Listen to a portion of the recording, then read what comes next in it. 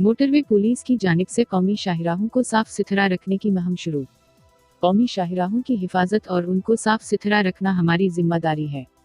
कौमी शाहराही मुल्क व कौम का असासा हैं। सेक्टर कमांडर सजाद हुसैन भट्टी।